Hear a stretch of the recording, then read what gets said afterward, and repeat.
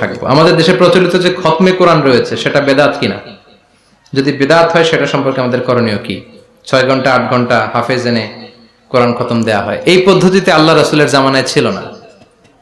কোরআন আপনি নিজে পড়বেন, কোরআন আপনি ভাড়া করে এনে বাবার জন্য কান্নাকাটি করানোর কোনো দরকার নাই। আপনি নিজে সূরাতুল ফাতিহা, সূরাতুল ইখলাস পড়ে আব্বার জন্য দোয়া করলে আপনার আব্বার কবরটারে জান্নাত বানায় দিবে কে? আপনার বাবার জন্য আপনি যত কাঁদবেন, আমার কি তত কান্না আসবে?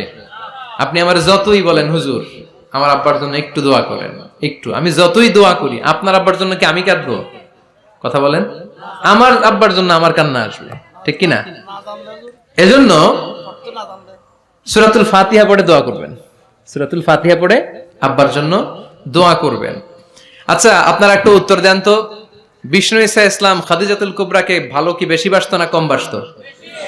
খাদিজাতুল কুবরার ইন্তেকালের পরে সাহাবাদেরকে নিয়ে কোরআন খতম হয়েছে? হয় নাই। ফাতেমাতুজ জোহরা উনি আগে মারা গিয়েছেন, সাইয়েদনা আলী ইন্তেকাল করেছেন পরে, হাসান হুসাইন বেঁচে ছিল, উনি কি ওনার আম্মার জন্য কোরআন খতম করেছে এইভাবে? না। প্রচলিত এই পদ্ধতিতে কোরআন খতম করা এটা সুন্নাহ নয়। সুন্নাহ হচ্ছে আব্বার কবরের সামনে দাঁড়িয়ে কবর জিয়ারত করবেন, ঘরে বসে আব্বার জন্য কাঁদবেন, রব্বির হামহুমা কামা রাব্বায়ানি সাগীরা বললে আল্লাহর আরশে যেইভাবে পৌঁছবে, আমরা দোয়া করলে এইভাবে পৌঁছবে না। ছেলের দোয়াটা বাবা মার জন্য বেশি কবুল। আল্লাহ বুঝার তৌফিক দান করুন।